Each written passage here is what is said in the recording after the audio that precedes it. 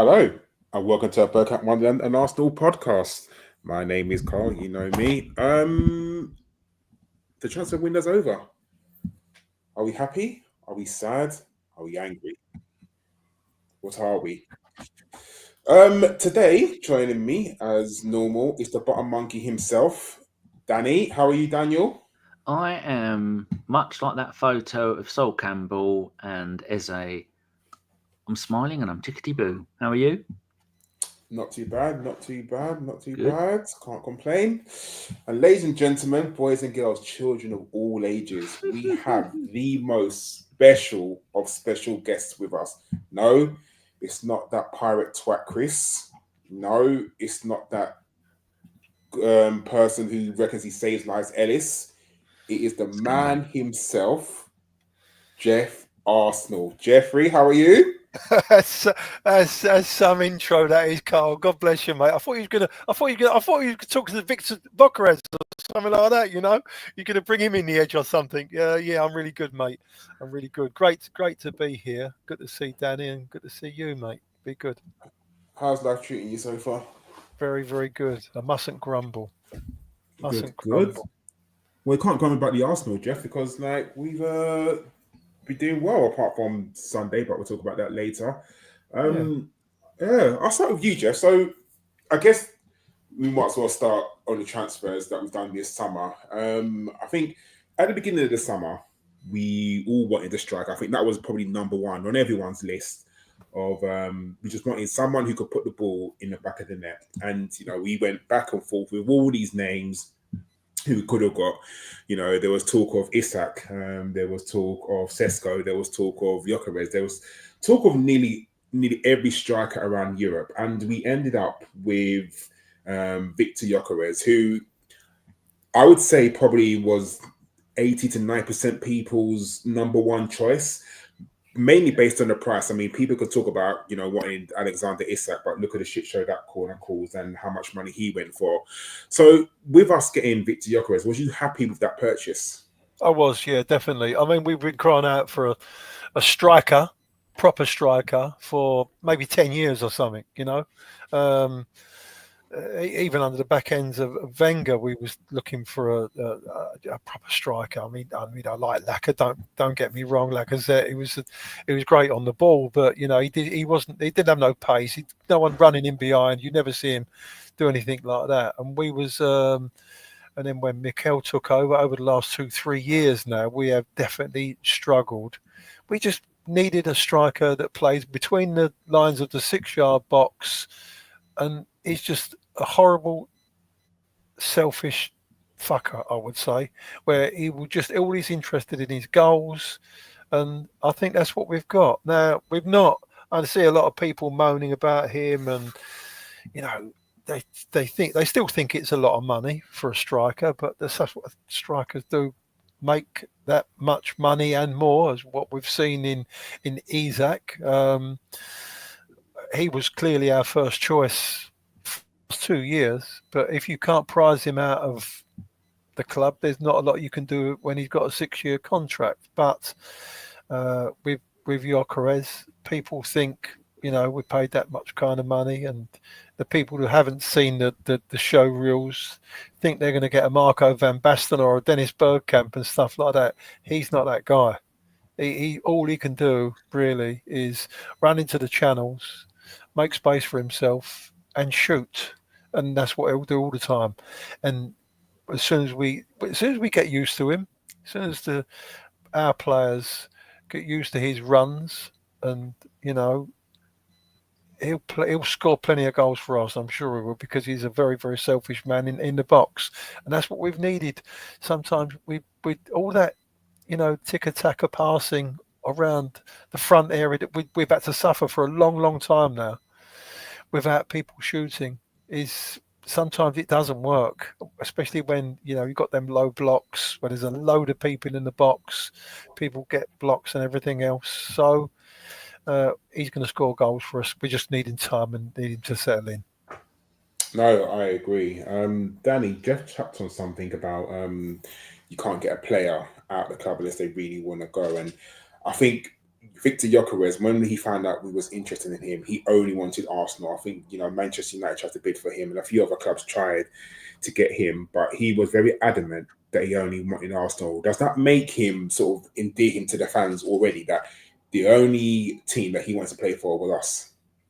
Yeah, I think it does, because he was one of the most wanted strikers in Europe by teams that needed a striker, which a lot of teams do have a striker. So a lot of them weren't after one. So it's nothing against his good name, but it's when you've got someone for sale at the right price, who is the top goal scorer in Europe last season. I mean, don't do the goal, 1 point for a goal, 1.5 points for a goal in the Premier League. Don't bother with any of that stuff. Just goals per game. Over the last 2 seasons, I think he scored almost more than anybody playing in the whole of the top flights in Europe. And maybe he looked at the way Arteta plays the football, looked at the players that we've already got at the club and gone, well, yes, I'll fit in perfectly. I am what they need and they are what I need. And that is a match made in heaven. That's where I want to go. And he took I think, his agent took a lesser percentage of the deal as his agent to make sure that the deal went through. Sporting were really greedy, and they were insisting on an extra 5 million for this and that, like they usually do. I mean, he didn't go full Isaac, but I don't think anyone's going to go full Isaac again, because they're not going to be able to get away with it. But it's just wonderful. And I'd like to have got him a little bit earlier than what we actually got him. I think we signed him on, where is it? We signed him on the 26th of July.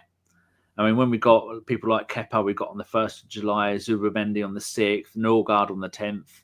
Well, that's the dates that the club said, released the news that we'd signed them. So I think it's important to get them in early so they can go and play some pre-season friendlies and start training with the club and knowing what he's going to do, because he's a type of player that none of those players at our club playing for us have played with before. If you see him playing for Sweden, he would always drift out right and get the ball and come in, or charge through the middle, or be the fox in the box. But it seems for us, he's going out wide on the left-hand side and then cutting in from there. And I've seen him do that a few times, and he's such a unit. He'll just barge his way through everyone.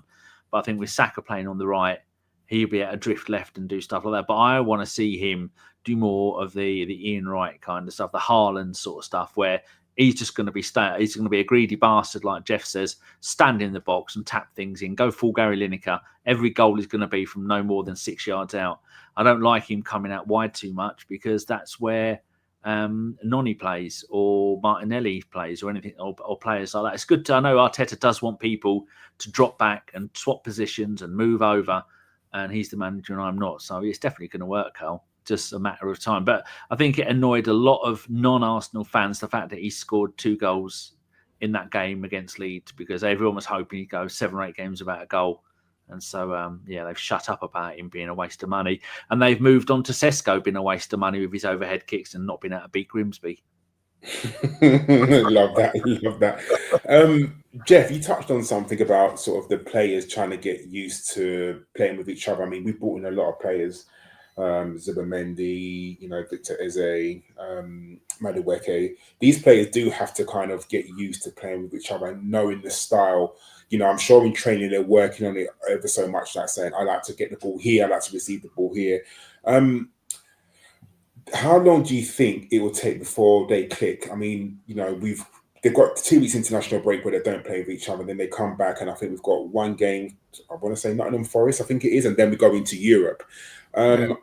Are you hoping that sort of, we click? Because obviously we need to get our first team established, because we don't know when everyone's fit, if we ever get everyone fit, because we're dropping 2 or 3 players every game lately, which is a worry, which I'll talk about later. But when we do have our full strength squad back, and, we have our established squad, which, Mikel Arteta does like to have, are you hoping that they click quite quickly so we can see the best of each player in their respective positions? I honestly do believe that if we had a fit squad, we had Kai and Odegaard was fit for every single game, and Saka was fit for every single game, Ben White and everybody, I honestly don't think that Gyokeres would have played against Liverpool. I think they'd come on and finish the games for Arsenal, because we've been dealt a very, very difficult first 6 games. We've had to hit the ground running and unfortunately we've had these injuries. So I do believe that they would have only featured, in the last 20 minutes of these matches, because we was needed to be cautious in the first half a dozen games, because they're very, very difficult. They're great games. They're hard games to win against tough teams. I've never seen a start to a season like that from any team. I don't know. It's been so difficult. When I saw the fixtures, I thought, oh, here we go again. This is the PGMOL and the league getting together. And I still say that we're still suffering from when Mikel had his rant against the PGMOL, the Newcastle game a couple of years ago. And we're still suffering from that. But I think all our players, I mean, it's going to take them time it's like anything, isn't it? You've got new players. You don't know exactly how they're going to fit in. Premier League is a different animal. I mean, Zubimendi is one of the best kind of like midfield players like that in Europe. And I thought he was honestly press resistant, but you see at the weekend that the game was really, really fast. He got caught out a couple of times, and you need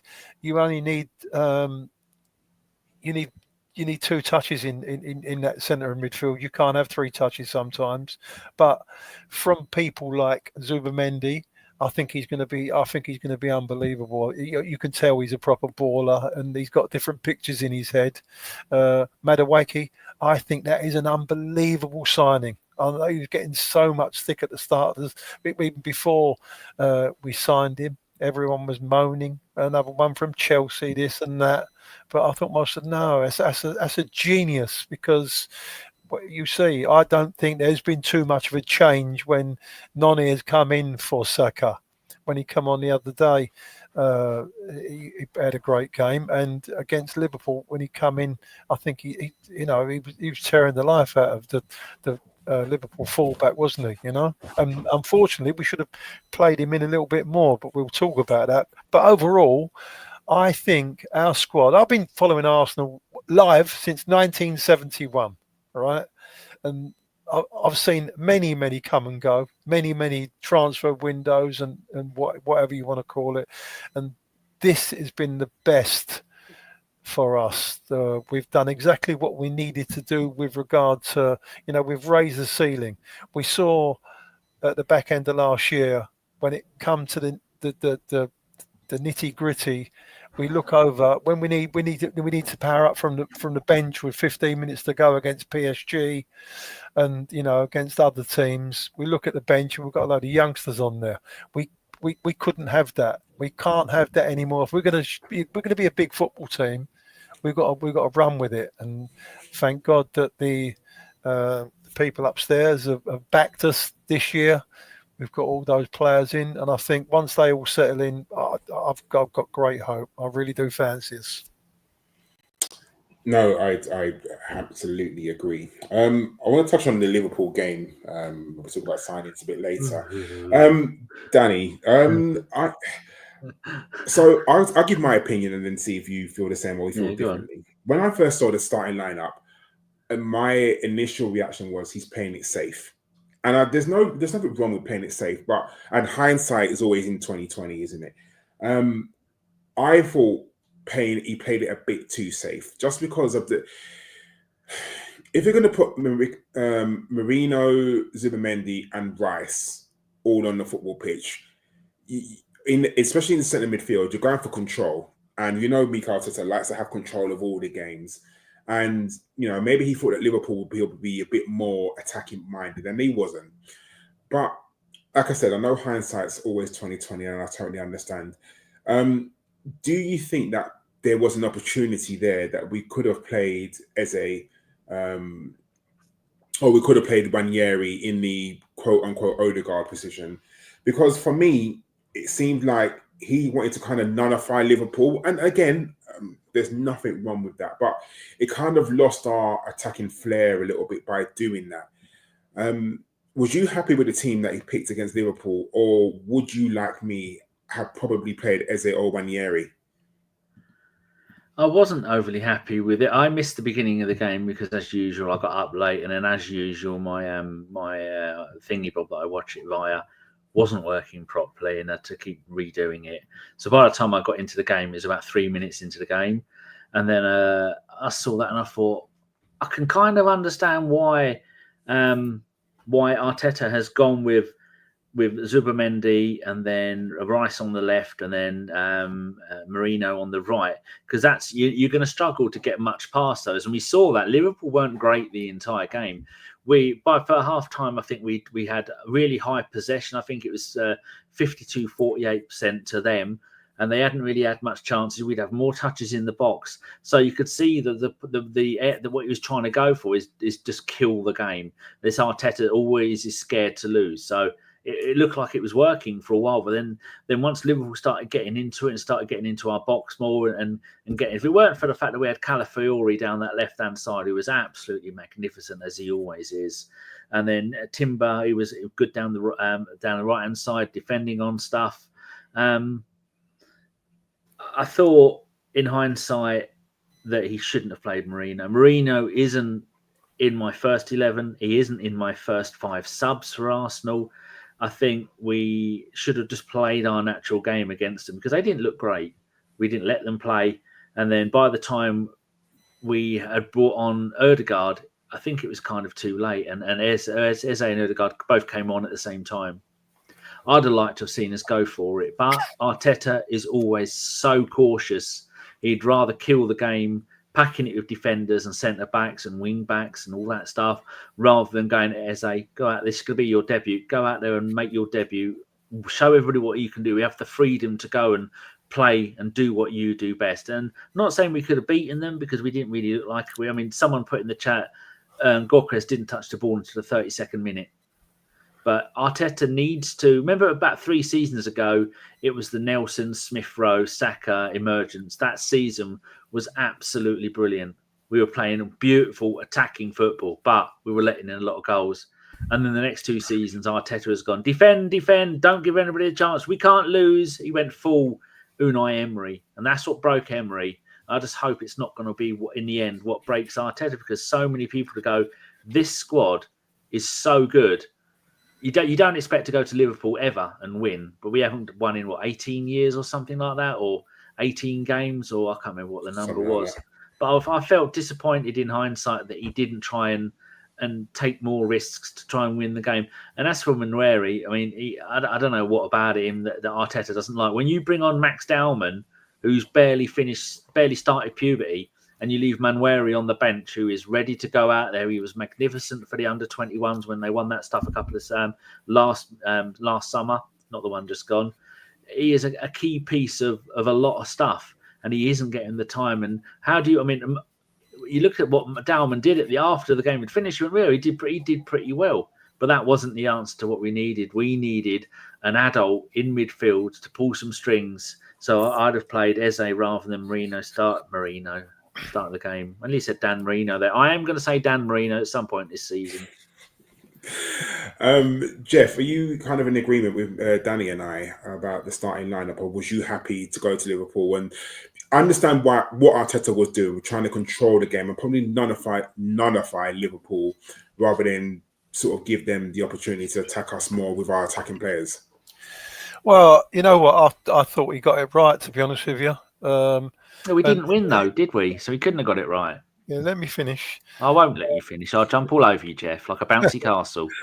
I mean, it's all about. You're going to Liverpool. They're champions. They're very, very buoyant, and when they're doing okay, there's nearly 70,000 in there, I think now, where they're up the attendance, and there's a lot of people in there, and it does at times get very noisy, and we wanted to go there, keep the crowd quiet, don't cause any fuss, control the game, and a little bit similar to back in the good old days when George Graham sent a team up there having to win 2-0, and we got to 0-0 at half time, and he said, okay, now we can turn it up a little bit. And I think that's the exact situation where we was in at the weekend.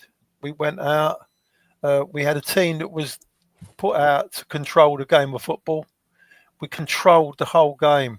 I don't get the narrative that a lot of fans and a lot of pundits have come on and saying, "Oh, they're too negative." I saw two teams that came out very, very cautious and had great respect for each other.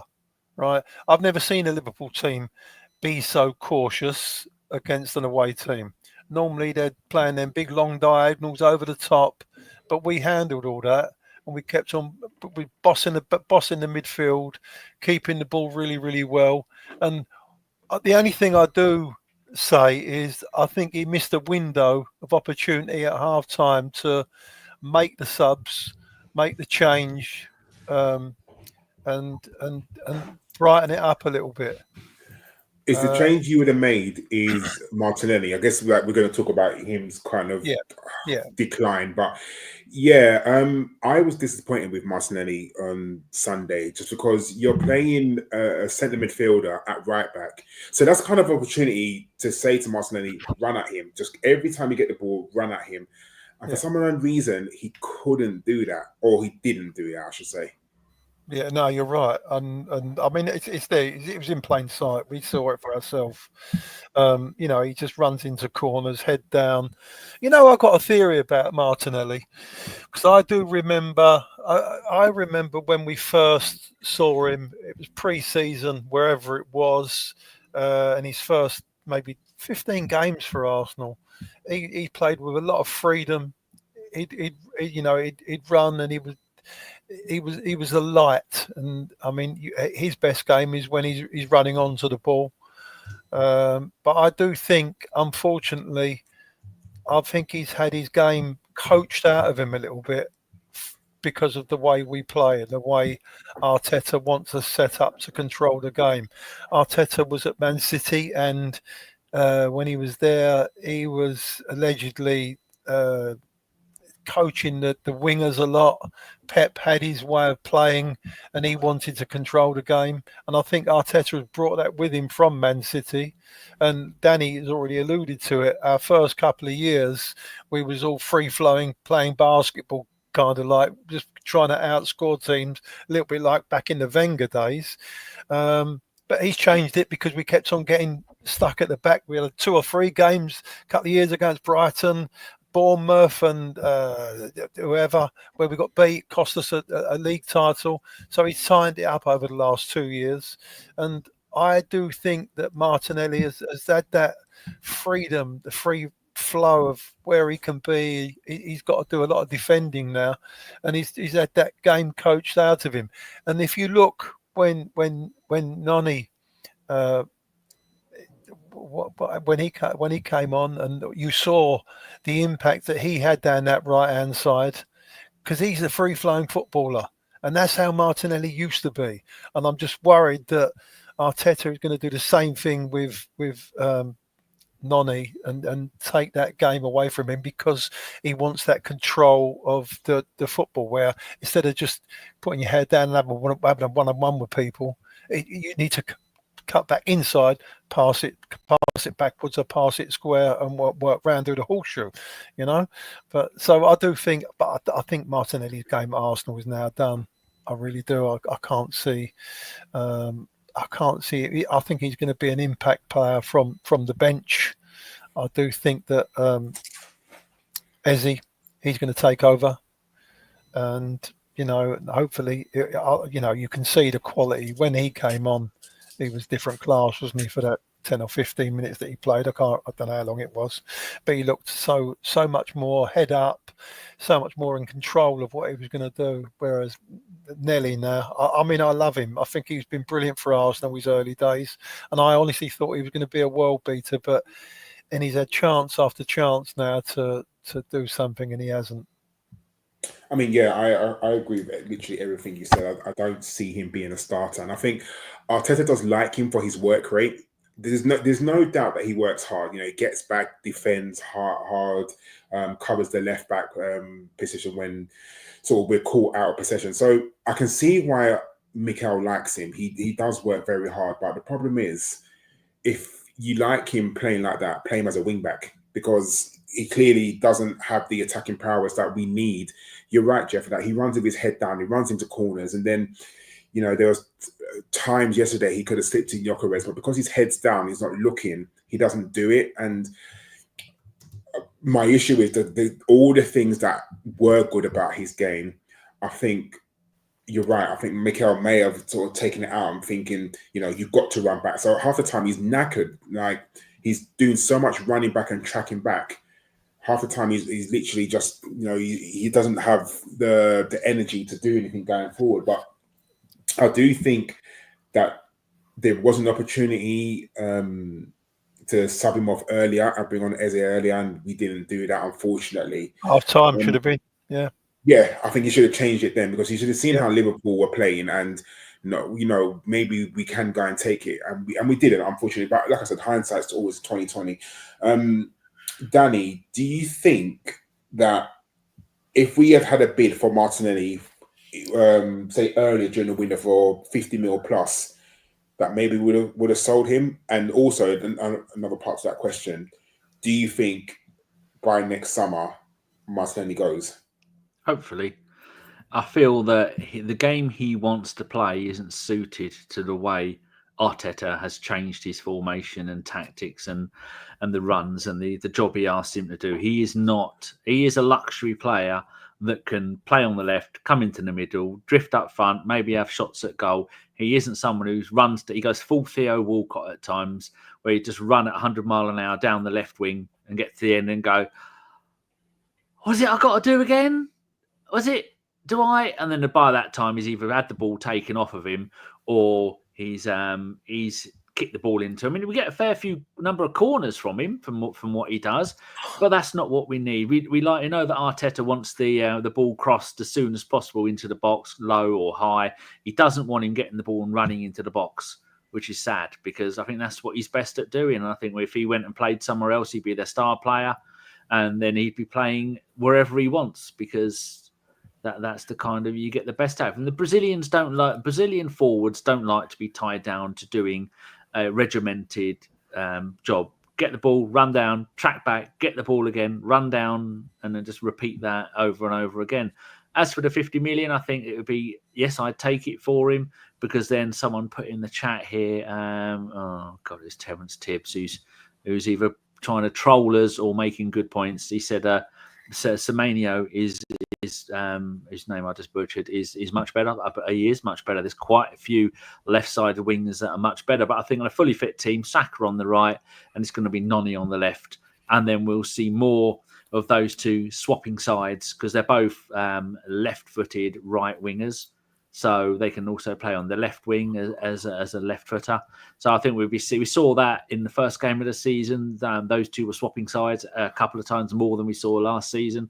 And I think that could be the future. It's Martinelli will end up being. We still got the Turkish window, and we still got the Saudi Arabian window. No, is it Turkish? Mems tweeted it yesterday. There's a couple of windows that are still open, and we've seen Galatasaray spending money like it's going out, like the inflation is going out of fashion. But would you keep it? Would you say? Oh, go on, Geoff. No, a few of the boys in the comments have made a good point. You know, he might do as a striker. I do think he'd be a decent striker coming on for last 20 minutes and playing as a 9 or as a centre forward in the centre. But if Teta hasn't done that in the 5 years he's been here, he's not going to start now, is he? Well, no, I wouldn't actually. I think you're right, but I mean, if he's going to do any good for Arsenal, I think because if you just put him up there for the last 20 minutes, got plenty of pace, and you can knock the ball over the top, or he can get the ball down and he can just run, and he hasn't got to worry about. That's all he's got to think of. I don't think he's very bright. That's the problem. Right. Well, if that's all he's, well, it's unfortunate. I don't mean to be rude or anything, but I think it's. I don't think he's bright enough to do 2 or 3 jobs, or think too much about it. I mean, if he's just playing up top, all he's got to worry about is running in behind, make the runs in behind, and hope the ball comes to him. And when he's in the centre of goal, that's when he's always been best, when he's running towards the goal from the middle of the goal. If you see all the Chelsea, we can see that. Yeah. But he's so quick, you're either going to have to take him down or he's going to have a shot. Exactly. No, I agree with those points. I think, Yeah, I think next summer we have a decision to make on whether we keep him or not. And I think someone just said it, and Danny butchered his name. Semenyo would be my absolute number one How pick very for dare next season. you. He is literally everything that I think we want in a left-sided player. I think the only issue is he just signed a new contract this summer, so to try and get him out of Bournemouth,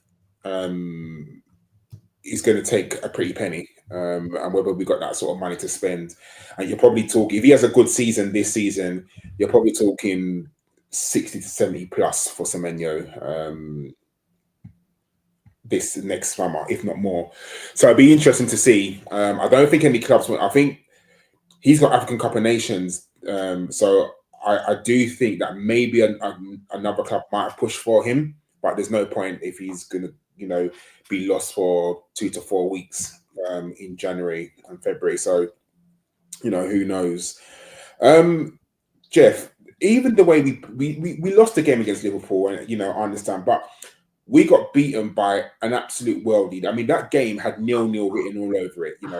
I think both teams were playing for a draw when it comes to that point. And, this is Twitter or X, whatever you call it. And, you read so many comments and people blaming Zubimendi for bringing down the player. I mean, he had to bring him down. Like, there's no doubt. And if the player tried to score that goal 10 times, he's not going to score 10 times again. It was an absolute worldie. And I remember we was in our group chat, the people were like going on. And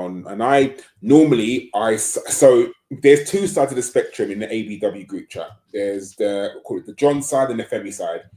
John is very calm. John is like, we lost 6-0, so what? It doesn't matter. Like, it's fine. We'll beat them the next game.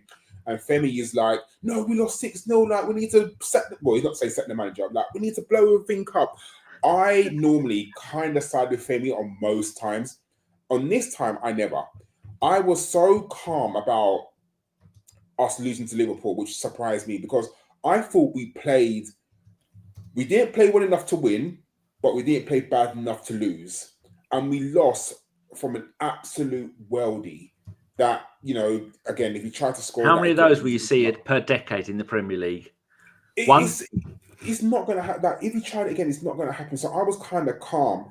Geoff, you're a level-headed person as well. You don't throw the baby out with a bathwater. Are you worried about that loss to Liverpool? Or are you kind of like me, like we kind of, yes, we lost the game and we lost an absolute worldie, but I thought we played well that game. And to go away to Anfield, a hostile atmosphere, and we kind of nullified that. We nullified their crowd, all their best players, Ekitike, Salah. How many touches did Salah have? Because I didn't see him throughout the game. Calafiori literally pocketed him. So are you worried at all, or are you kind of level-headed as well? No, not at all. I was just really, really disappointed we got beat, and it was because the way we got beat as well. I weren't even at the time thinking, we're too cautious this, we're too cautious that, we're a little bit negative, blah, blah, blah. Like I said, you're going away to Liverpool. They're a good side. We know they're a good side. And we went out there to do a job. And it was one kick that made the difference. And it was amazing. Sometimes you just got to stick your hands up and say, fuck me, he struck that well. Exactly. And he did strike it well. I mean, I got a little bit of a beef with the Arsenal players. We got to be a little bit more cleverer than what we are. I mean, that wall, he looked 12 yards away to me. I need the referee to make himself busy and say, no, move back a little bit, boys, because we're too close. I'd rather get pushed back a little bit than we look 12 yards to me. I don't know what everyone else saw, but we had it last year against the team. I can't remember what game it was, but it looks a long wall, a long way away.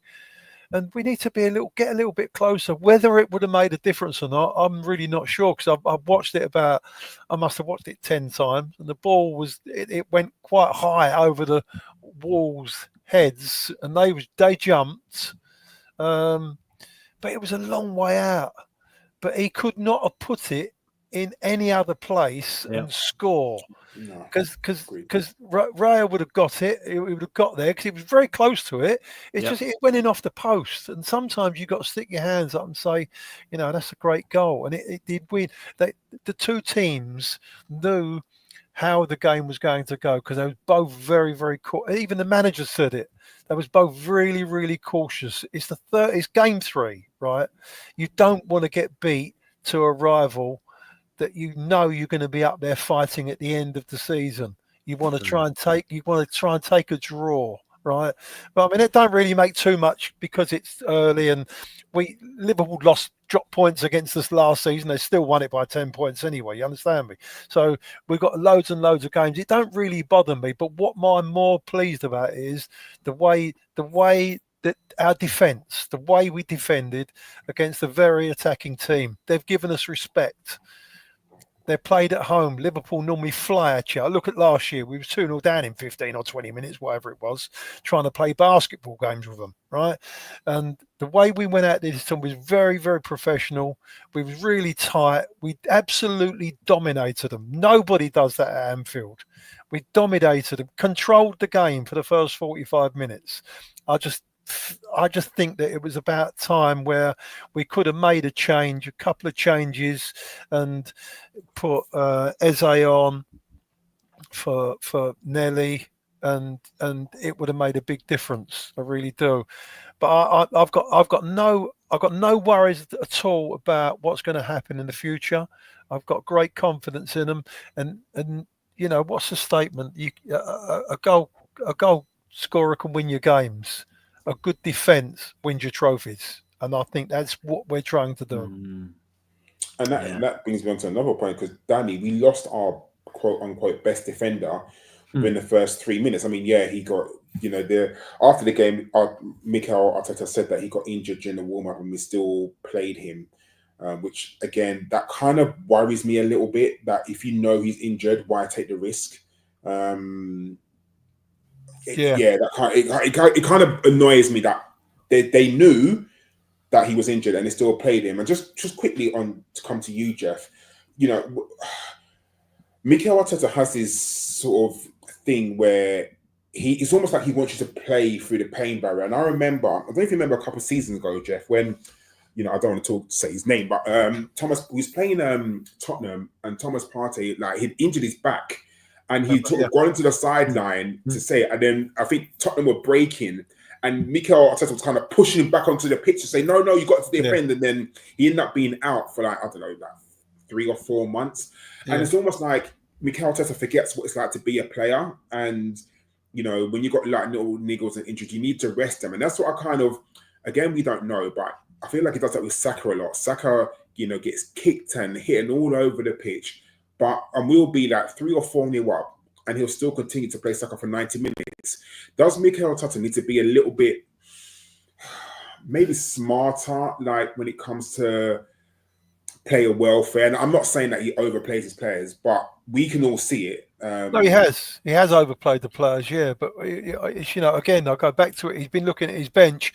Every single game is a difficult game in the Premier League, and where we've been competing, in air commas, whatever you call it, right? Where we've been competing over the last couple of years, every single game, every single point makes a big difference. And we know, where we've dropped points, it's cost us 2 league titles. It really has, right? And of course, everyone can see Saka's knackered, and it was only a matter of time before something's going to twang somewhere, and he's going to be out for a number of games. The same with Kai. He was our most played player up to a point over the last, since he come to the club, right? And other players as well. Jurrien Timber coming back from a really, really serious injury. He's played every single fucking game. But that's because we've lost players in between, and we didn't have the squad. We've got a proper squad now. We have got a proper. It's been really unfortunate. We lost 4 or 5 of them in the first 2 or 3 games. It's crazy, right? But I do think we've got a strong enough squad now that we can fight on. We're going to be playing 60, 70 games this season, hopefully. So all them players will get a chance, and I don't think at the time it was Mikel's. That's all he could do was play them, because the points was so important. Yeah, what the I was there, look at the physio report room, and it says, quote, he twisted his ankle during the warm-up and he came in and said he believed he could carry on and play. But straight away, in the first 2 actions, I could see that he couldn't cope and we had to get him out, unfortunately. So, yeah, that was a mistake, because that did cost us. You see, Timber for the last 5 minutes was waddling about the place, and that cost us. I mean, of course, it, at the end of the day, it didn't make any difference, but it could have made a difference, because we could have brought somebody on in place of Jurrien Timber, who, and give it a Hail Mary for the last 10 minutes, stuck someone on the right-hand side as well. Well, we could have done anything, but we couldn't do that because of those windows, But he did have a chance. Again, I come back to the half-time. He did have a chance at half-time to I don't understand those 2 or 3 windows that you get now where you can put your subs on, and you can so many at a certain time. But we did. It was a bit daft how he didn't get on that. I don't know. It's strange. Danny, are you a bit worried about the amount of injuries that we're picking up so early in the season? I mean, it's worrying. From last season, we've carried on the same trend, and there's all sorts of. I don't want to say it's the word speculation, but there has to be something wrong why we're picking up all these injuries. I mean, the impact injuries you can't do nothing about. Like Martin Odegaard, he fell and hurt his shoulder. That's an impact injury. You can't do nothing about him falling and doing that. It is what it is. But the likes of Saka, Havertz, Ben White, who is very. My worry about Ben White has been very quiet about what's happened to him, and because nothing's come out about him, and it's worrying, because by now you normally say, "Oh, Ben White's got this injury and he's going to be out for this long." We've heard nothing about it, and it's worrying just a little bit. But Danny, I guess you have to think about all the other muscular injuries. Is it 1, being overplayed, 2, training too much? I mean, you look at Cristhian Nordgaard, ever present for Brentford. He comes to That's Arsenal, the way it works, and all of a sudden he's got an injury. Like you got to think to yourself, what is going on here? So I don't know how to say this. Does an internal audit need to be done in Arsenal's medical team or training regime to see why are we getting these? Like, I'm sure, listen, as we 3 sit here, I'm very sure that Mikel Arteta and his team is investigating, thinking, why are we getting all these injuries? So it's hindsight for us, but surely they've got to have a deep delve into what's going on with all these injuries. Yeah, good point about that player. Because it's always the running joke, wasn't it, when they get signed a new player, how long before the player gets injured? But I'm just looking at Ben White. So 23-24, knee injury, missed one, is out for 12 days. 24 last season, knee injury, 15 games. Knee surgery, 15 days. 92 days out. Unknown injury, 5 days out. Knee problems again last season, 8 days out. And now it says a knock. I mean, you couldn't be more vague than to say knock. And he's been out for 17 days. Then looking at Kai's, if we go back to when he first joined us, knee problems, 16 days, ill, 8 days, hamstring issue, 95 days, knee injury, which is the current one, 16 days. But then you go back and look at the rest of their career. For Ben White, in his entire career before that, 1 hamstring injury, 21 days. Never injured before that. And he comes to Arsenal. This season, 17 days. Last season, 120 days. Season before that, 12 days. And the rest of the career, 21 days. That's just crazy. How is it happening? There is definitely something wrong, because we saw so many players constantly injured, like Kieran Tierney, always injured, goes out to, was it Real Sociedad? Started the season really well, thinking about 10 or 12 games, brilliant, having a great game and loads of clean sheets. And then he's out for a little bit. And then he comes back and he finishes the season off playing most of the second half of the season. Comes back to us and he gets injured again. And then he plays a few games. And I think for the second half of last season that he was with us, he managed to avoid his injuries. But his was left shoulder, right shoulder. Then it would be his knee. Then it would be this and that.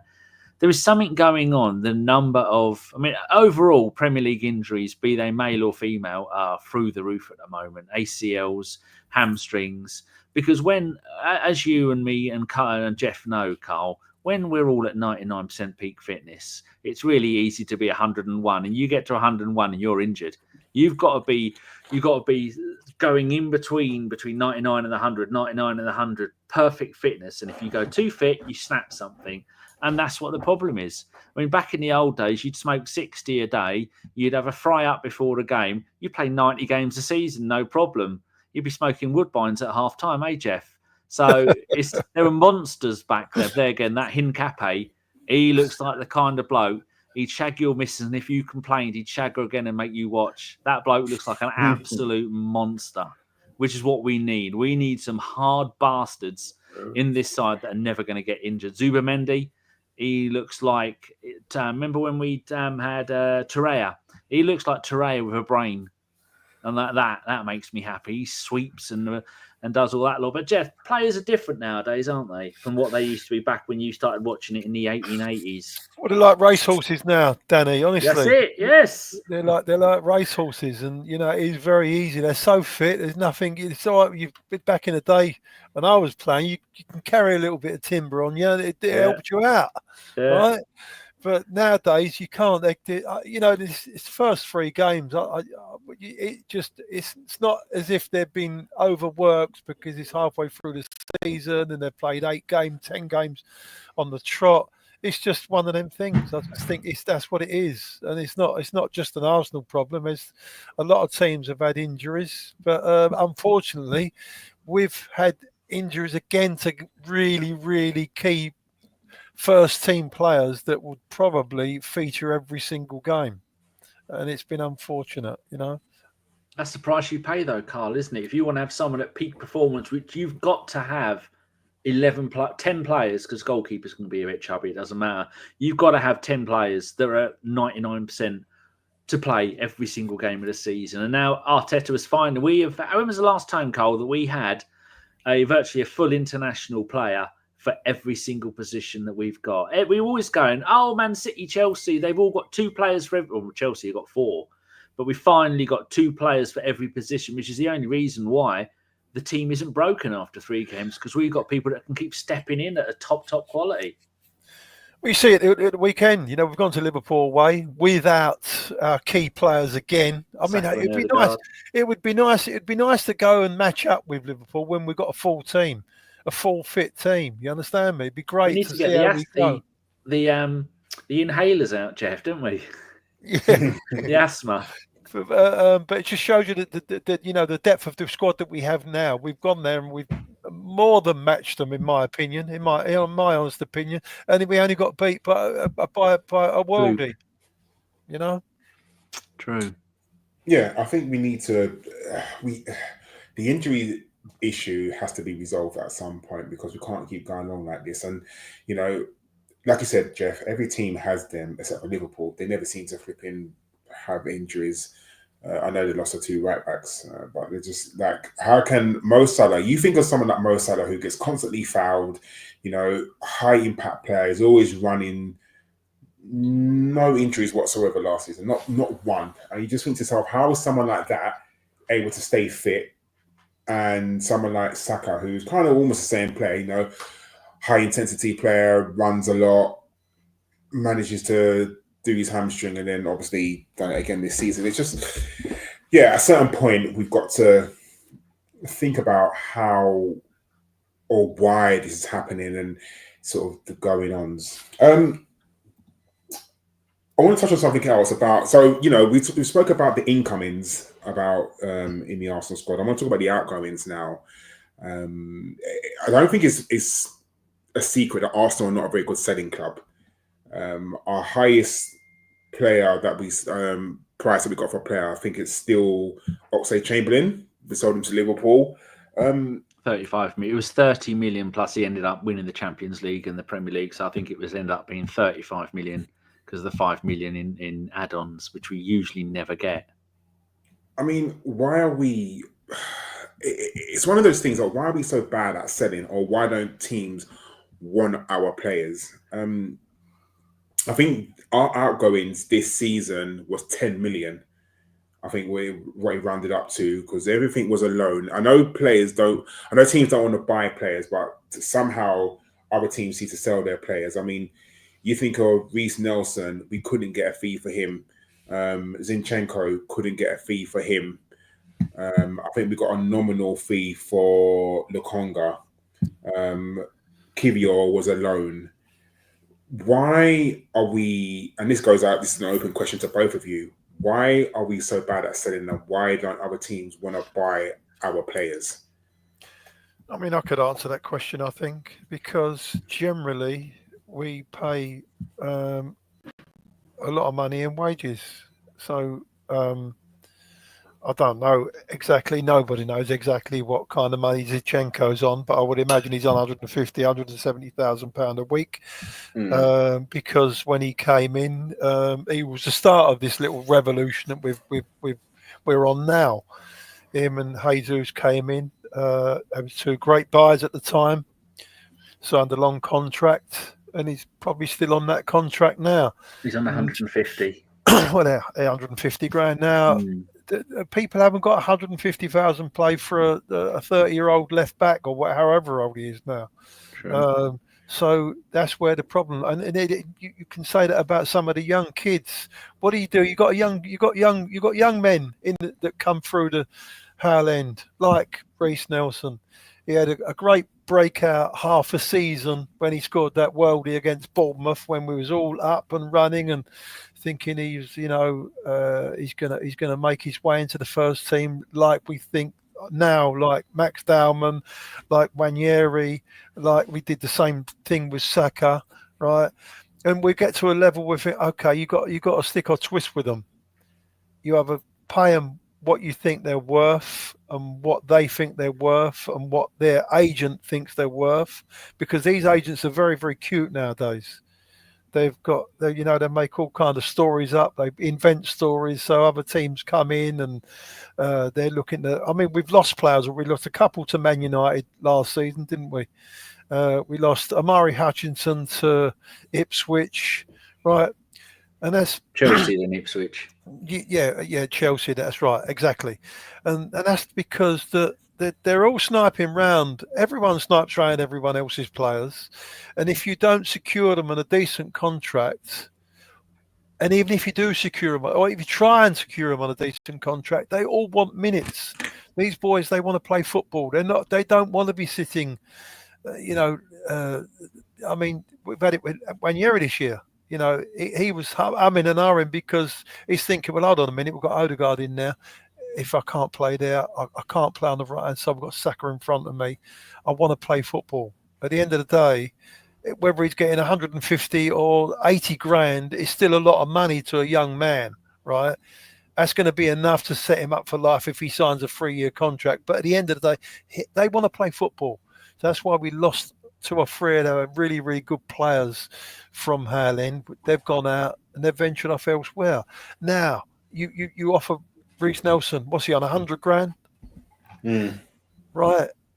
No one can pay that 100 grand. That's why we can't, pardon me, that's why we can't get rid of him right now. We can't sell him right now because no one can pay the money. And you can see teams like Chelsea doing all those.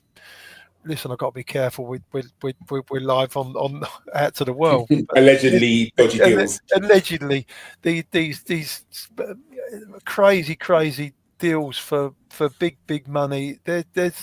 Listen, it'll come out as something a little bit crooked in that, mate. Somewhere along the line, there's somewhere something's happening there, and it's not only an Arsenal problem, by the way.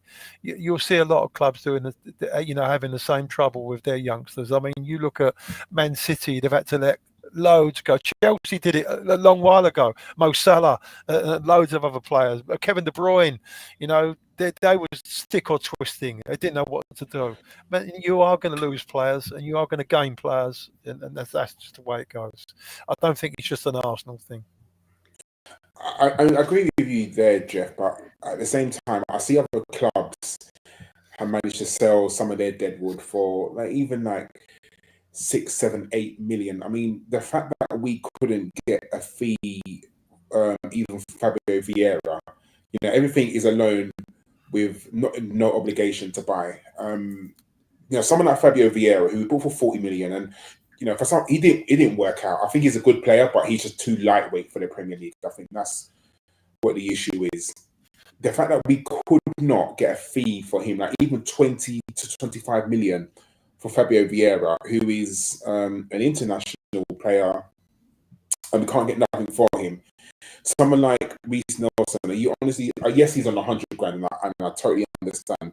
And we couldn't get Fulham were and ahhing about whether to buy him, and then they ended up trying to go for that Chelsea youngster who's had something stupid like 200 minutes in the Premier League, and that's it. And that obviously that deal fell through.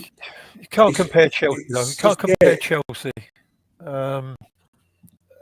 It's you'll see what it'll come out in the end. But it's really difficult. It's a really difficult position. I mean, generally those players that are in that they're only worth what teams really want to pay for them. And if they're getting a contract at Arsenal with 40 or 50,000 £, them European teams, they can't pay that kind of money. No. For on a punt, they can't pay that. They're looking to pay 15, 20 grand right up in them top leagues in Portugal or whatever. They don't pay that kind of money, right? So they're not willing to pay that kind of money. And the guy's on a contract. Why is he going to leave Arsenal Football Club when he's getting double the money and go and play for someone that's not in a better league? He's got half his wages. He might as well just see his contract out. These players, they only play for a little while. They play to their 30 if they're lucky nowadays. With all the youngsters coming through, they've got to take what they can. And these clubs only want to pay what they think the player's worth. And if he's only worth 5 million and 25 grand a week, you've got to get the club to agree it, and you've got to get the player to agree it. And if they don't agree, you've got a stalemate, and that's where we are. You look at that. You mentioned Amari Hutchinson. He was at Chelsea, and then I think we in his early years, and we had him for about 4 years, and then they signed him, but it had to go to some compensation deal.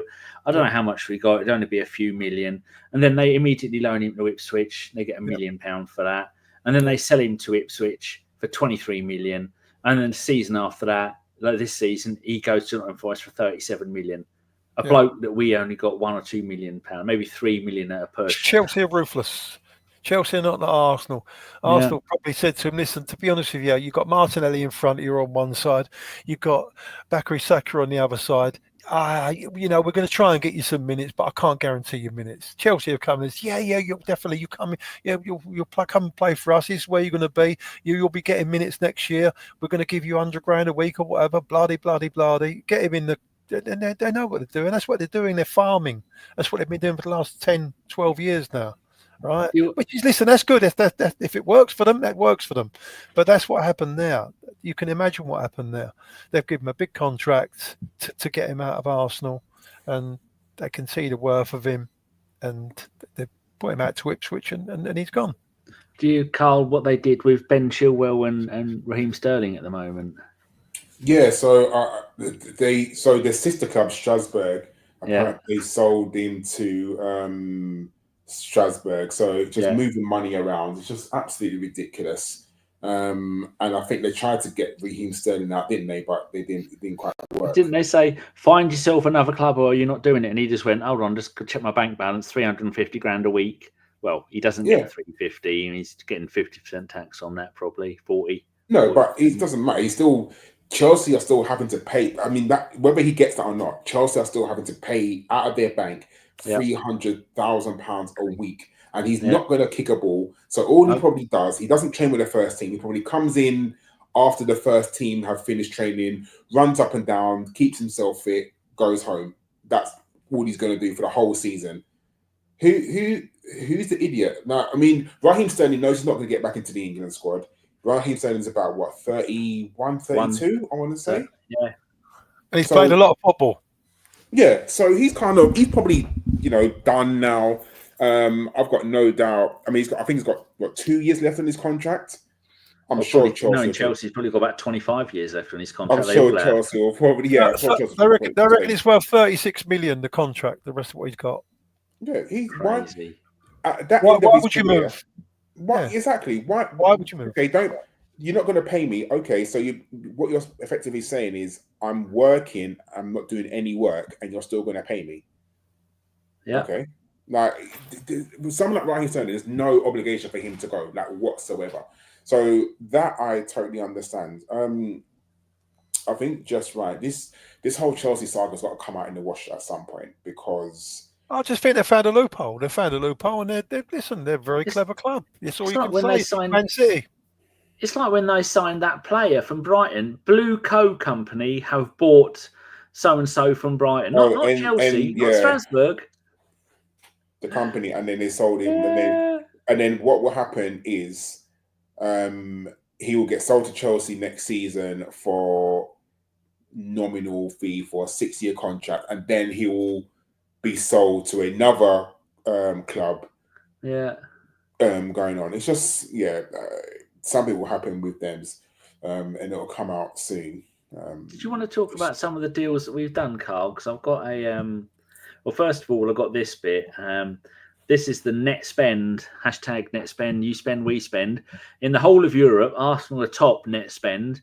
That means you take away what you've sold from what you've bought with 283 million euros. Then Liverpool 264, Man United 177. They could spend $1 billion and they'd still be shit. 169 from the scum at N17. Real Madrid 166. Sunderland 137. That's going to hurt in about 12 months' time. Galatasaray 132. That was mainly on Osimhen. And Everton 126. And Everton look like they're actually a decent team at the moment. But there's all our signings, Karl. What do you make of that? So if I was to rate our transfer window out of 10, I'm calling it an high 8, low 9. Ellis only gave it. Who was it? No, Richard only gave it a 9 last night, and so Ellis grilled him until he put it to a 9.9. I think it's a high 8, 9. I do think we are missing a left winger. I think, we as people Eze, and Eze can play there, but that's not Eze's preferred position. Mosquera looks an absolute beast. He came in and didn't look out of place at all on Sunday. Zubimendi is a brilliant player. Odegaard is going to be back up to Zubimendi when he's fit. A player, Premiership proven for 10 mil. He can come in. He'll be there for about 2-3 seasons and probably retire. Got a backup goalkeeper for 5 mil. That's amazing. That's brilliant. Is he 29? He's 30. In 3 years' time, we'll be able to sell him for more than that. Yeah, absolutely brilliant. A backup goalkeeper. He played the early cup games. He played the League Cup games, the early FA Cup games. If Arteta does really well, he's got to come in at some point because they want to get rusty. Gyokeres, brilliant signing. Eze, for me, the best signing that we made in this summer. Yeah. Madueke, he had a good game on Sunday, but I'm still on the fence about him. Do I think the money could have been spent elsewhere? Yes. But you know what? I at the moment, he's not put a foot wrong, so I can't fault him. Nketiah, I don't know much about him, but I've seen, like everyone, that when you sign the player, you go and watch the comps, and he looks like an absolute beast of a player. He actually does. He looks like he's not scared to put in a tackle. He's going to see a few reds for us, isn't he? Yeah, 100%. He is going to get. He's going to get sent off this season. Like, there's no he's doubt. The new Granit Xhaka. Yeah, I've got no doubt that he's going to get sent off this season. So, I look at these players, and that transfer window is a solid one. People talking about, could we have gone for Isak? Isak went for 130 mil. If we bought Isak for 130, it's too much money. But if we bought Isak for 130 mil, yes, we don't get Gyokeres. I don't think we get Eze. I don't think we get Nketiah. The amount of players that we don't get for buying one player. We need squad depth, and it's proven that we need squad depth because look at the first 3 games of the season, and we've got all these injuries. So we need squad depth. We need the players to come in and, maybe not do the starters, not the Norgards for 10 mil who will come in and play a League Cup game and come in and play against the lesser teams. Give Zubimendi a break. The Madueke, if he is brought to be Saka's backup, Saka doesn't need to play every single game this season. Saka doesn't need to play 90 minutes. He can come in as he can come in and play on the left wing or play for Martin Odegaard. And Martin Odegaard has not been the best so far. He hasn't been very good. He wasn't very good last season. Let's call a spade a spade. You bring him in, he plays well. Mosquera played brilliantly on Sunday in a high-tempered environment. He came in Anfield and didn't put a foot wrong. He was brilliant. So, yes, Isaac, it would have been nice to get him, but for me, I think our squad depth that we bought this season is much more needed than what we need that one player. And I think going forward, you can't worry about what other teams do. What other teams do, it just is what it is. We've got the players that we've got now, and at some point we're going to have a nice squad. And these players are all going to play their part this season. Every single one of them are going to play their part this season. Like Geoff said that hopefully we're playing like 60 to 70 games this season. We're going to need a whole load of players. We're going to need everyone in that squad to do their part. And I think they're going to. And I'm happy with the transfer. Like, yes, I can be greedy and say, we need a left winger. Like, yes, I think we did.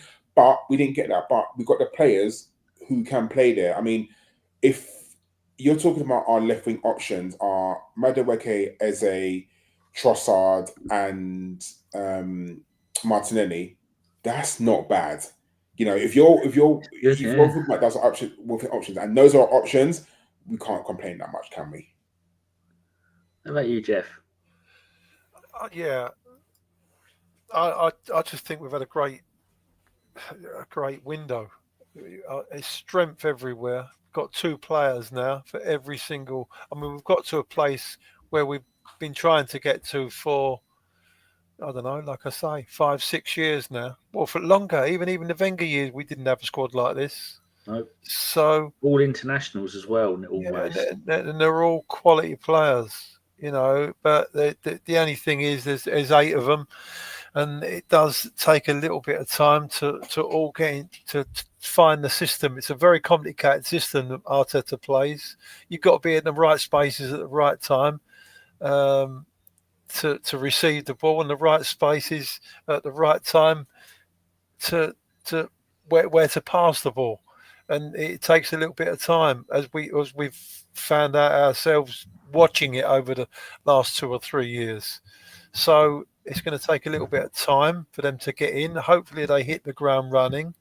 Hopefully we get the players back that were regulars for us for last season.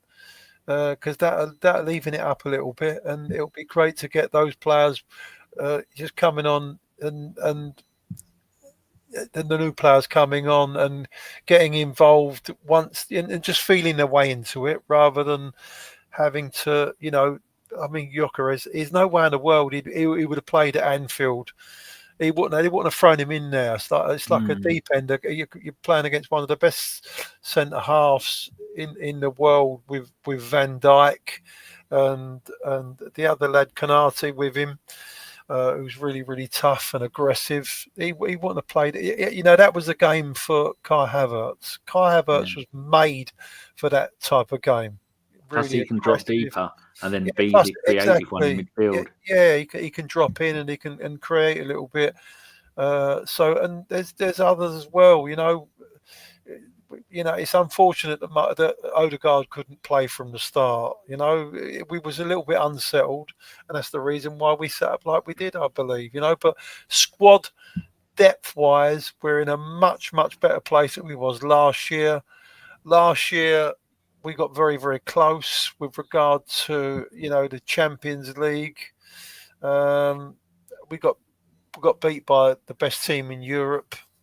I don't care about that club world Cup that Chelsea won is all nonsense. You see, they got the patch on their Premier League kit as well. Fucking hell. Yeah, well, it is what it is, mate, isn't it? You sent me this. We suffered last year, didn't we, with all them trophies that was given to all the clubs around us, and we got fuck all again. But, you sent me this, Geoff, on WhatsApp. I did, yes. Why? Well, because you want to talk about it?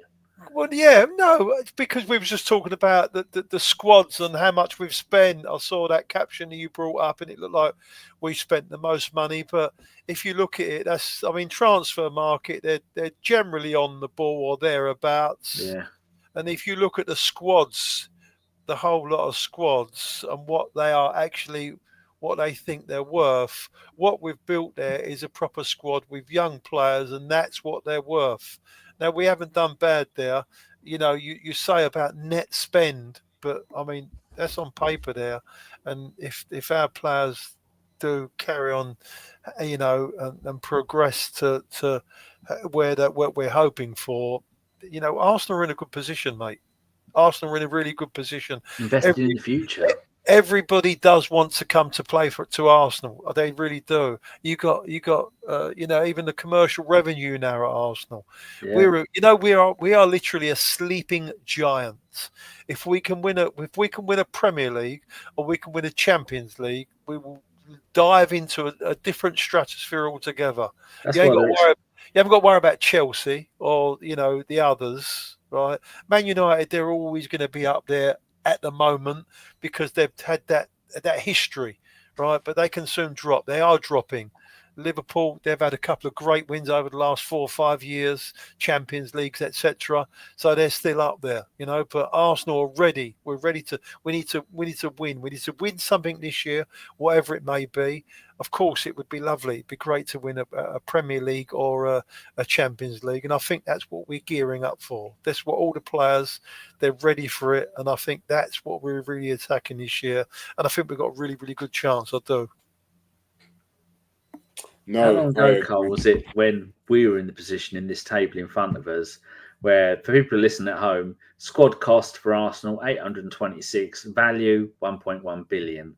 Like Geoff said, from transfer market down the bottom, Man United squad cost 1.1 billion, squad value 769 million. That was us.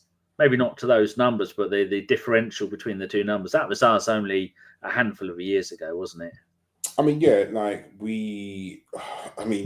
you know, Geoff, Danny, we lived through, you know, the late Wenger days, the early Arteta days, you know, when we had our squad was absolutely atrocious, and you know it was hard. It was really hard. We just didn't have the money to spend. I don't think we could attract the players that we wanted to. Arsenal were sort of going nowhere. Mikel Arteta came. You know, he had to take a little bit of pain, and then you know we came out the other side, and our squad is looking healthy now, and you know the club is back to where it should be, which is competing for trophies. I think, do we need to win a trophy this season with the money that we spent? Yes, there's no doubt about it. I'm not saying Mikel Arteta is under pressure, but he has to win a trophy. He has to bring some sort of silverware home. And is it going to be easy? No, it's not going to be easy, because Liverpool are now a juggernaut. They are. Like, you look at the amount of money that Liverpool have spent, and yes, they've sold some players, but you know their striking force, they spent like 130 million on Isak. Ekitike was like 90 or 80 to 90 million. Havertz was over 100 million. That team is going to be brilliant. And Man City, no, they don't look as good as they thought they do, but as you know, they've always got that little thing in the bag where they can just go like on a run for some unknown reason. Pep knows how to win games. Chelsea, you don't spend that sort of money and not be good. Yeah, do I think they're going to compete for the Premier League? I don't know, but you know, there's no such thing as an easy game in the Premier League this season. So, you know, if people are expecting Arsenal to walk over these teams who they consider lesser team, it's not going to be easy. Sunderland spent 137 million. Where was Sunderland getting that money from? They spent 137 million. That is a team that's just come up from the Championship are able to outspend a team who won the Champions League?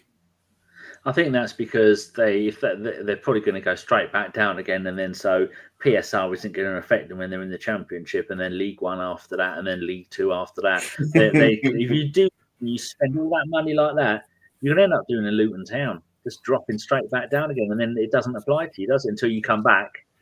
By then, football would have imploded, and players will all be on 2 and 6 months a week again. What we need this season is a little bit of good fortune with regards to refereeing. We need to win games without the referees being involved in the games, and we need to be a little bit luckier with serious injuries. Or if we're unlucky, we need other teams to be a little bit unlucky as well, because Liverpool went through last season. They was very fortunate to not. I mean, Mo Salah, he's not going to do that again this season. I can't see him. I just cannot see that happening. It was an absolute freak. What a player, and fair play to him. And Liverpool just held it together. I do think that they are struggling at the back. I really do. I'm not sure about defending, so they're going to try and outscore everybody. I'm not sure that's going to happen in the Premier League. I really don't. You see them; they was very cautious against us, and they was a little bit fortunate against Newcastle. And what was the first game they played? Their first home game. I think they scraped Bournemouth. Correct? Yeah, they're another good time. Bournemouth. Good sides. Every team in the Premier League now, they're equipped with players that can do damage, and they're all set up properly. They've got proper coaches, apart from West Ham. But yeah, so we, but I think the future's bright for Arsenal. I really, really do. And if we have a little bit of luck this season, we can't have the luck that we had like we did last season. And then first half a dozen games again with the stupid sending us off, and it was just absolutely crazy what was going on. It's going to be exciting if nothing else.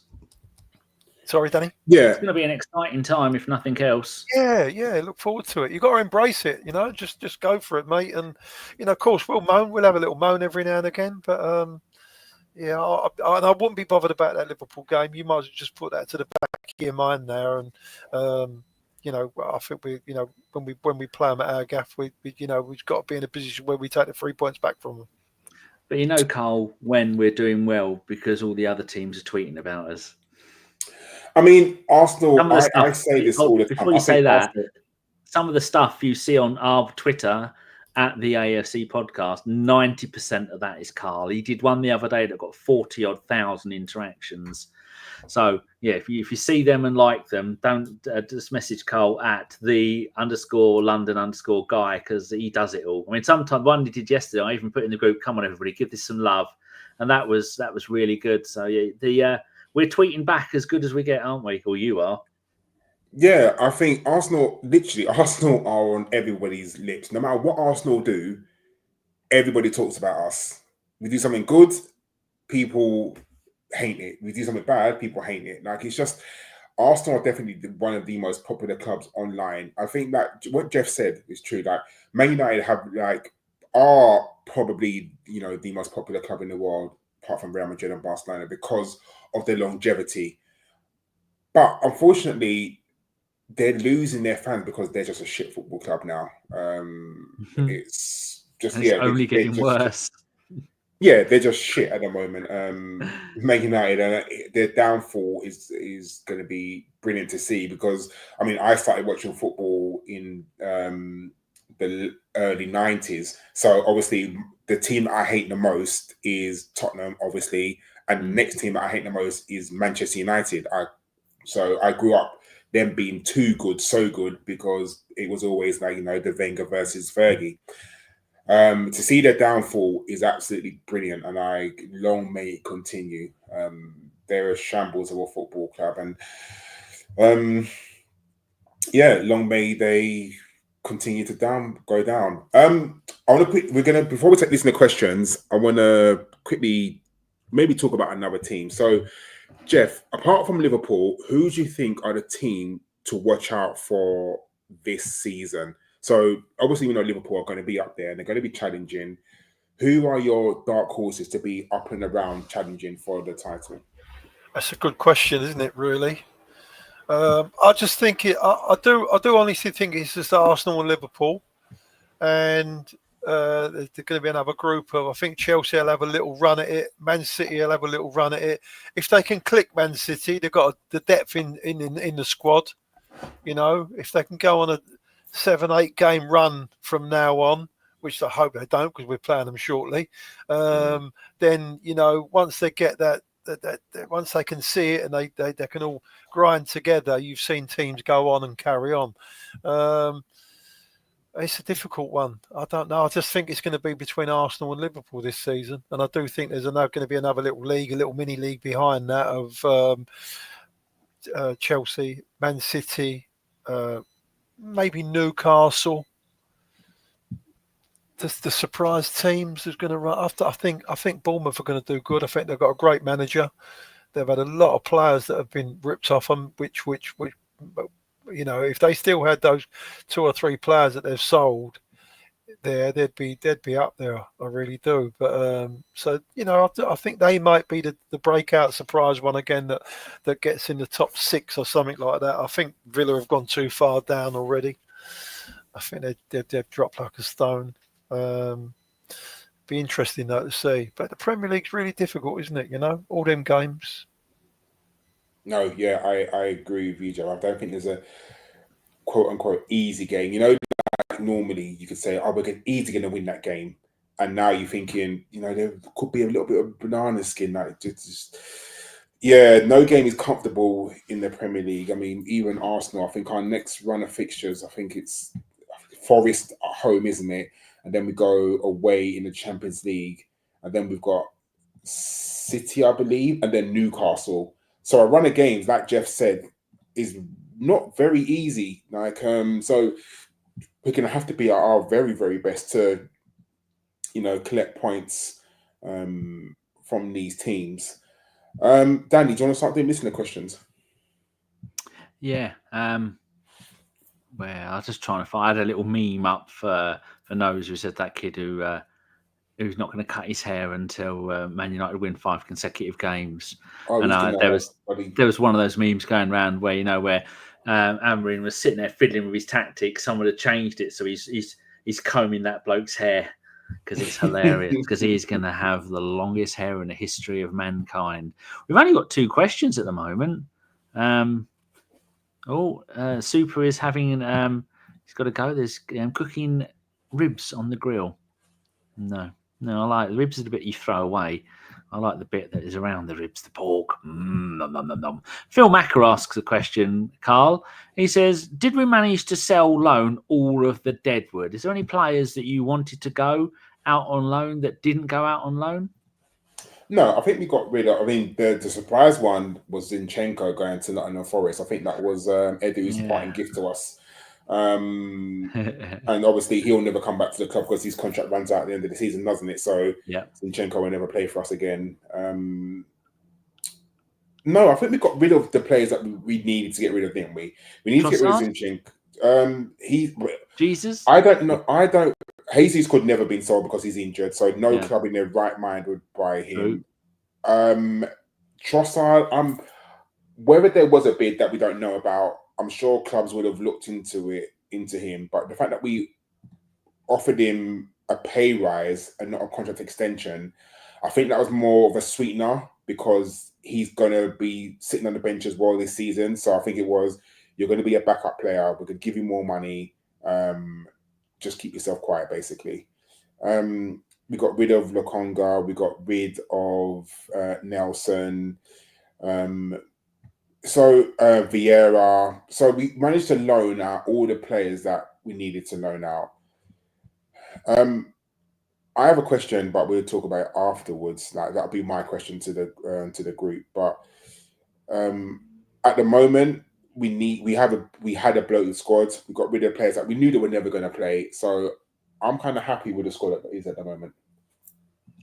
Oh, we've got some more questions coming in. We've got another couple. Right, one for you, Geoff, from Jimmy H, who's limited himself to one question. which is they're always usually good.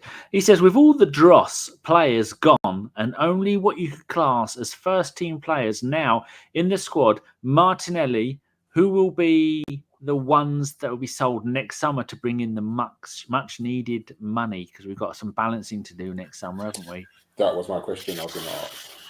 Ha! He's done now. Who we got? What's the other? What's this? I can't think. I should have it in front of me, really, shouldn't I? If I was professional. But so the players you'll be looking at will be people like Calafiori. He's one that we might get good money for, but I think he secured his position. Marino. William Saliba still hasn't signed a new contract. If he hasn't signed a new contract by the end of next 18 months summer, do you sell him? Because for me, you do. Like, we keep holding on to players and hoping at this time and wondering why we're so bad at selling. If Real Madrid or another club comes in for 100 million for Saliba, do you sell him? For me, yes. As much as I love him, I think Arsenal, we're too tied to players and then wonder why we're so bad at selling. So if someone comes in for Saliba, Geoff, do you sell Saliba next summer? I think Big Bill is going to sign a contract shortly. I don't think there's going to be any problem in that. He loves it at Arsenal. He can see where we're going. They all fancy this season. And if we do well, I think he's going to, over the next 3 or 4 months, I think you'll see that he'll put pen to paper. There might be a buyout clause in there or something. You know, these agents, they graft it, don't they? They know what they're doing nowadays. Other clubs, no doubt, have been sniping away, inside to the agents, and this is what we want to pay, and this is how much we want to give him, X, blah blah blah. But I think he's happy at Arsenal, so I do think he'll stay. I think they're all in the same project. They're all bought into it. Everyone at the club's bought into it. Like I say, everyone wants to come and play for Arsenal.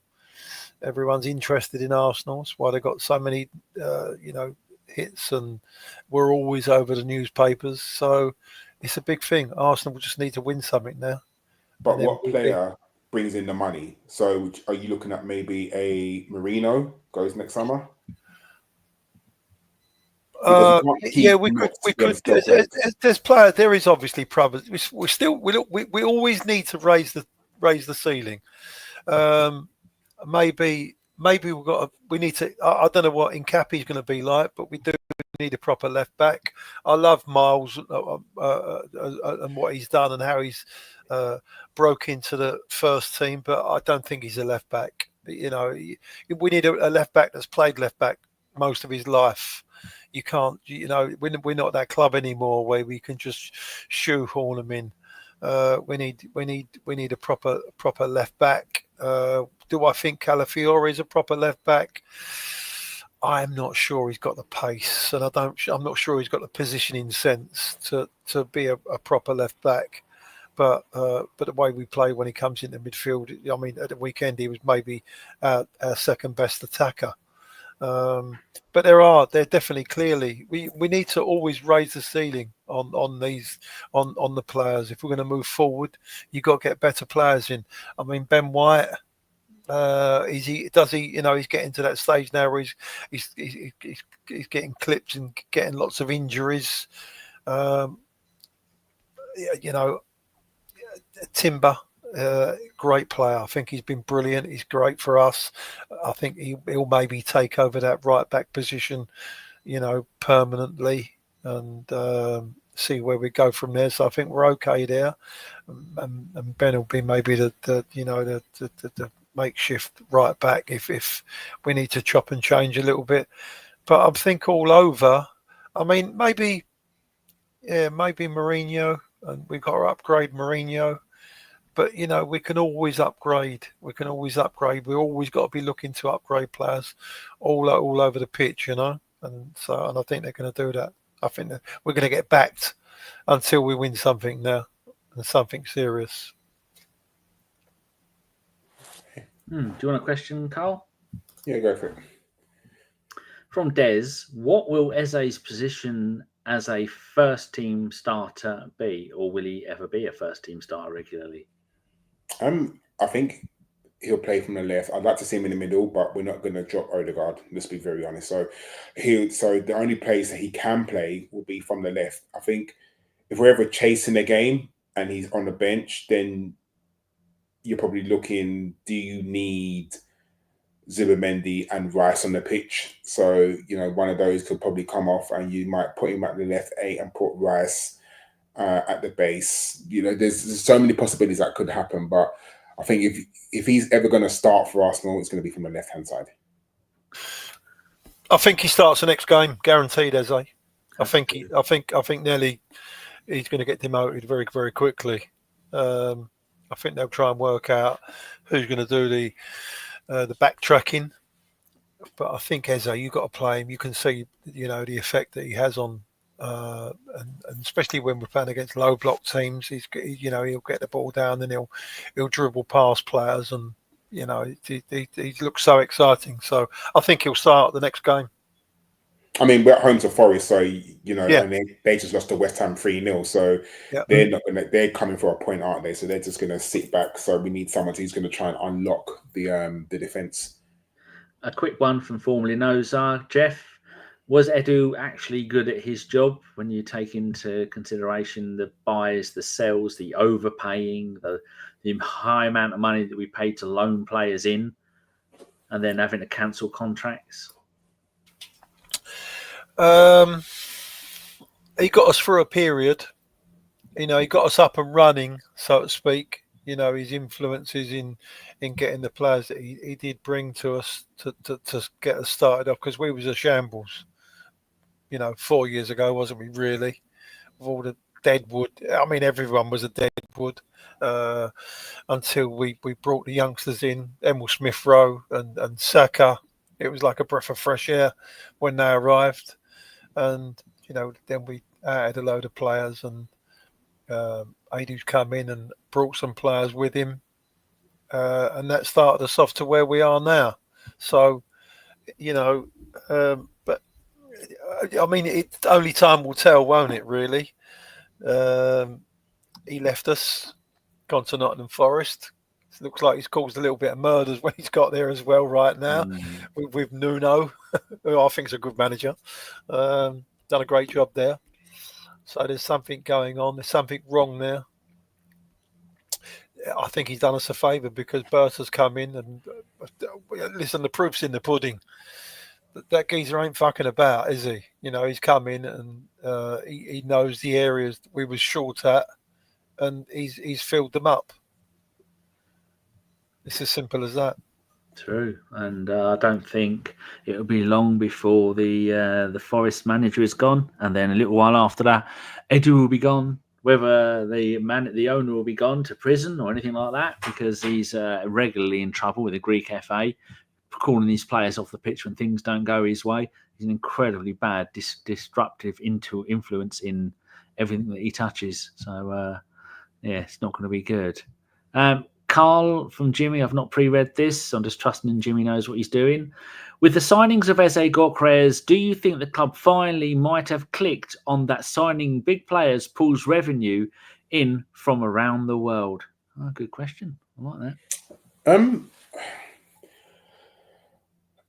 Every team needs a brand player.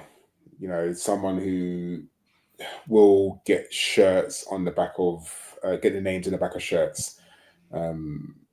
Everyone needs that star player. Every team sort of has that number one, and I think if you can sign one of those a season, you're doing very, very well.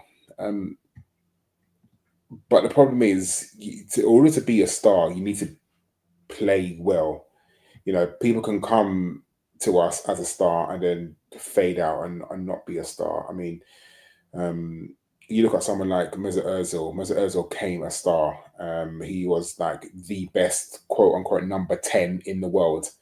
And then obviously his game sort of faded, as he grown. And I think he kind of fell out of love with football a little bit.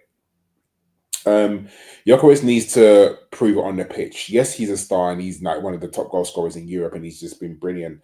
But he needs to maintain what he did before he came to Arsenal. He needs to score goals, and like we alluded to at the beginning of this podcast, the team needs to gel together at some point. They need to click. You know, Odegaard needs to know how he runs. Eze needs to know what runs to make. When Saka's back fit, he needs to link up with Timber and know that right side is healthy and know how quick to put the ball in the back of the put the ball in the box. Everyone needs to gel together, and once that's done, I think we'll become a really, really good team. I think we are now, and I think it's just a case of, you know, we need to play a bit faster to Gyokeres' strengths, and once we do that, we'll become unstoppable.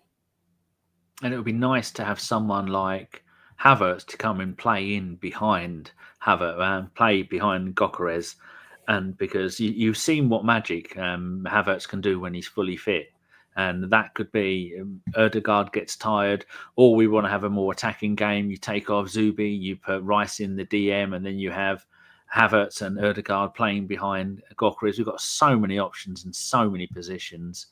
It's all looking good for me. But I agree with what you were saying. Right, we've got to get going soon. Done an hour and a half. One for both of you. Quick answer. Phil says, Geoff, which of our new signings will have the biggest impact on the team? I'm going to go Viktor Gyokeres for sure. I think he's going to score plenty of goals for us this season.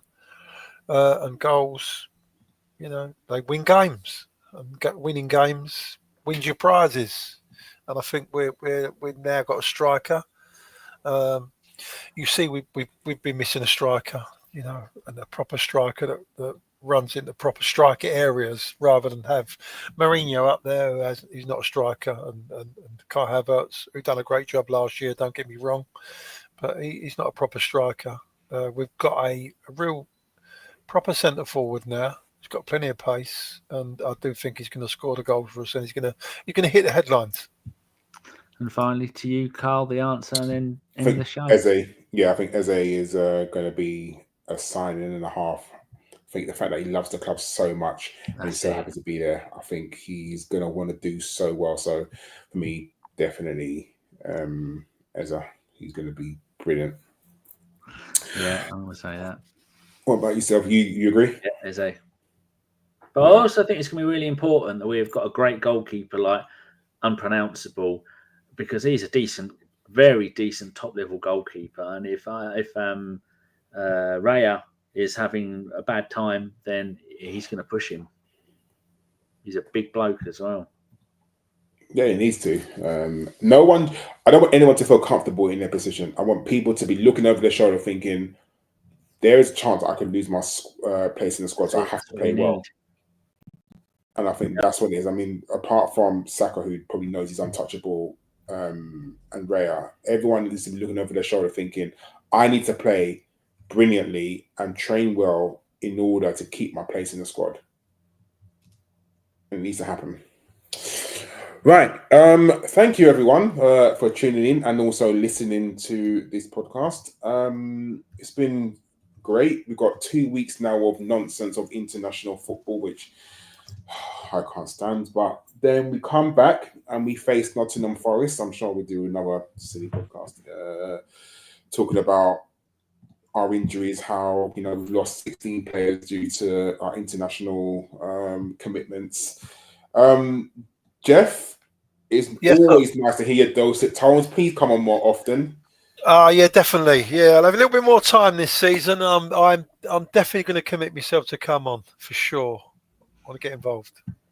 It's great. I love it. Always love chatting with you guys. 13 seasons now, Geoff. 13 years. 13. Started it in July 2013. I know, and I'm still here, mate. Hey, amazing. So am I. I've tried getting away. It's not happening. But Karl, we've done a one show today. Obviously, we did one 6 days ago and one 2 weeks ago. So we've done 3 shows in 2 weeks, Karl. So what's happening? No. Busiest men in podcasting, you two. I think all we need now is to lose like 6 games and then Chris can do an emergency podcast. Yeah, emergency podcast. To be fair to Chris, he was going to be, or we were meant to do it tomorrow night, but Geoff has been invited to the opera with the royal family, so he had to say, I can only do Tuesday. And when Geoff says Tuesday, we all ask how high, didn't we, Karl? Yes, we jumped, definitely. you know, funny enough, I'm eating me wages I'm getting from this podcast right now. I've got a 2-fingered Kit Kat. Oh, saucy. That's all you get. Nice. Right, everyone, thank you very much. This has been an ABW and Arsenal Wonderland podcast. Saying thank you very much. Tune in soon. It's been a successful transfer window, and long may it continue. And hopefully our signings click. So thank you. Take care. Bye-bye. Bye.